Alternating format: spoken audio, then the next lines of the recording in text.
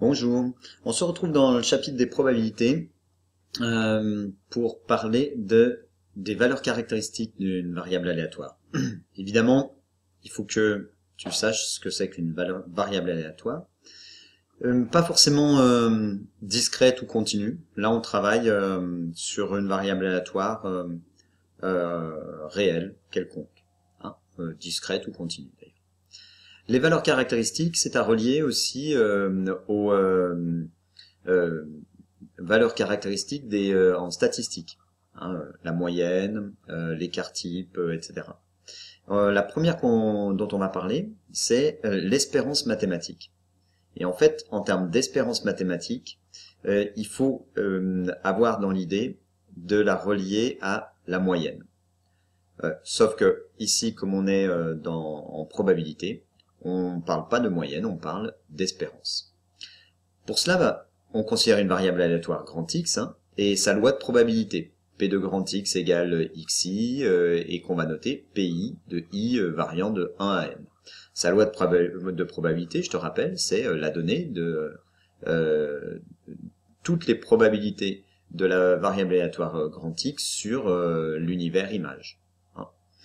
Alors, l'espérance, eh bien, puisque c'est à relier à la moyenne, rappelle-toi, la moyenne, c'était quoi? On pouvait l'écrire comme la somme de i variant de 1 à n des fréquences multipliées par la valeur du caractère. Ici, ça va être un petit peu le même principe. Sauf que on n'a pas de caractère, en fait, on a des événements. Eh bien, on va prendre l'événement x1, celui qui correspond au premier événement de l'univers image, et on va le multiplier par ce qui correspond à la fréquence, c'est-à-dire la probabilité P1 de l'événement x1. Puis, on va ajouter x2, la valeur de l'événement x2 fois P2 plus, etc. jusqu'à xn, Pn, qu'on peut noter aussi comme somme de i variant de 1 à n des xi, pi. Alors tu vois que si on repense à la moyenne, la formule est très proche. D'autant plus que parfois l'espérance est notée aussi petit m. Alors si on reprend notre exemple de l'urne, alors revoyons la loi de probabilité que nous avions. Alors, nous avions répertorié toutes les probabilités sous forme d'un tableau. Nous avons quoi? Xi égale moins 3, Pi 0,1. Donc on va faire moins 3 fois 0,1, puis moins 2 fois 0,2, puis 1 fois 0,3, puis 4 fois 0,4. Et on fait la somme de tout cela. Vas-y, on vérifie. On trouve 1,2, hein, c'est ce que tu as dû trouver aussi. Donc le gain moyen par partie est de 1,2 €. Autrement dit encore, l'espérance de la variable aléatoire grand X est de 1,2 €. C'est-à-dire que si on fait une partie, on peut espérer en moyenne recevoir 1,2 €. Voilà. Voyons maintenant la variance. Alors, si tu fais un parallèle avec les statistiques, tu devrais être capable de d'écrire aussi la formule. Hein, essaye. Rappelle-toi la variance, qu'est-ce que c'était en statistique? C'est la moyenne des carrés des écarts à la moyenne. Les écarts entre la moyenne et chacune des valeurs. Bon, essaye de la réécrire et puis on vérifie. Eh bien oui, alors la moyenne des carrés des écarts à la moyenne, on pourrait dire l'espérance des carrés des écarts à l'espérance. Donc les écarts par rapport à l'espérance, ben, c'est la valeur x1 moins e de x au carré, et puis multiplié par la fréquence, c'est-à-dire la probabilité de la variable aléatoire grand X égale x1. Puis on fait la même chose pour x2 jusqu'à xn, ce qui donne la somme de i égale 1 à n des xi moins e de grand X, le tout au carré, fois pi.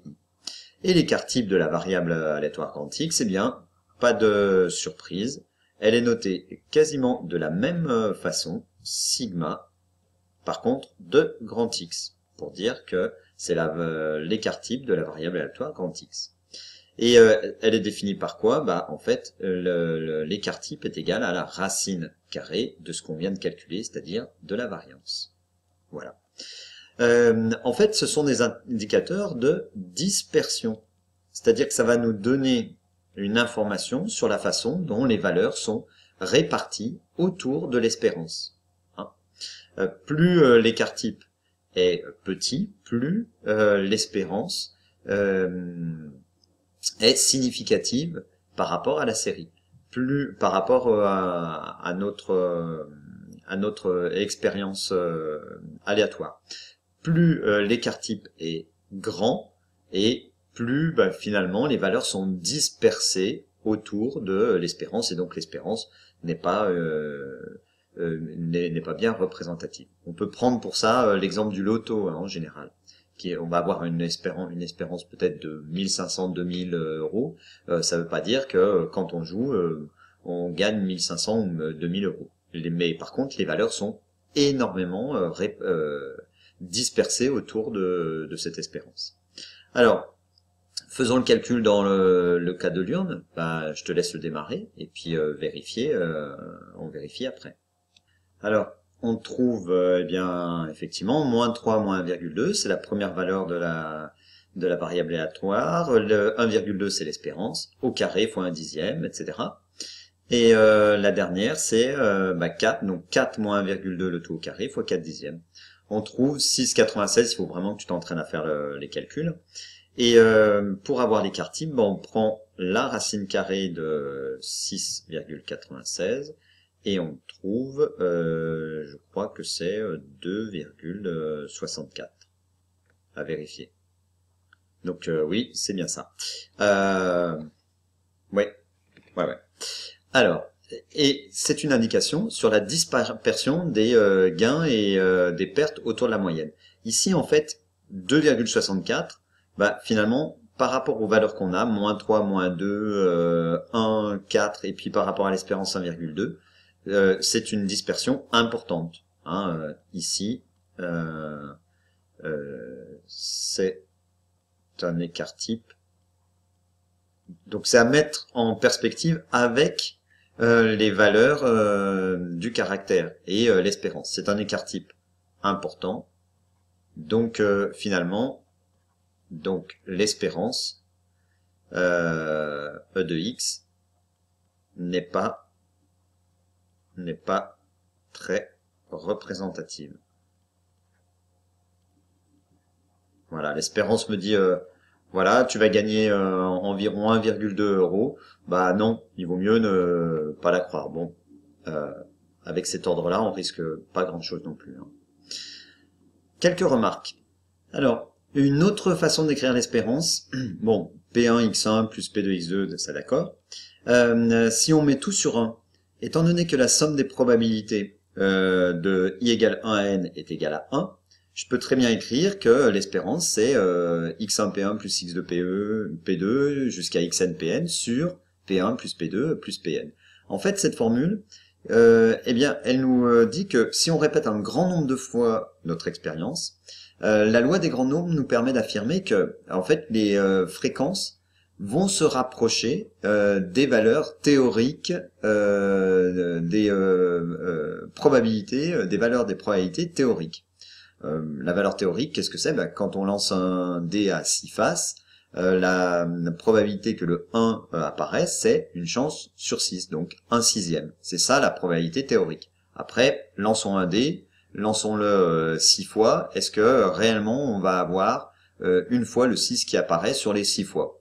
Pas sûr. Peut-être 2, peut-être 3, peut-être 0. Mais par contre, si je fais ça sur 1000, 10 000, 100 000, 1 million, 1 milliard de lancers, eh bien la moyenne des résultats se rapproche de l'espérance. C'est ça, répéter un grand nombre de fois l'expérience. Et bien donc l'espérance, c'est la moyenne qu'on peut espérer, comme je le disais plus haut. si on répète l'expérience un grand nombre de fois. D'où la proximité entre les probabilités et les statistiques. La variance, ou encore l'écart type, eh bien, c'est la variance de la série statistique des xi, d'accord? Xi, c'est les valeurs de ma variable aléatoire. Avec quoi comme coefficient de pondération? Eh bien, avec P1, c'est le NI qu'on avait dans les statistiques.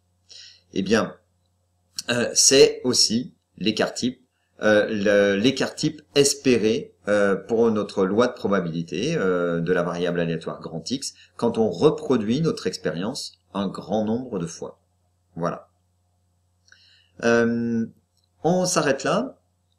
Prochaine étape, le théorème de Koenig-Luyens, qu'on a déjà vu, oui, en statistique, qu'on va réadapter là, enfin qu'on va réécrire ici, et puis quelques propriétés sur le calcul de la variance et de l'espérance. Puis après quelques exemples. Voilà. À bientôt et bon courage.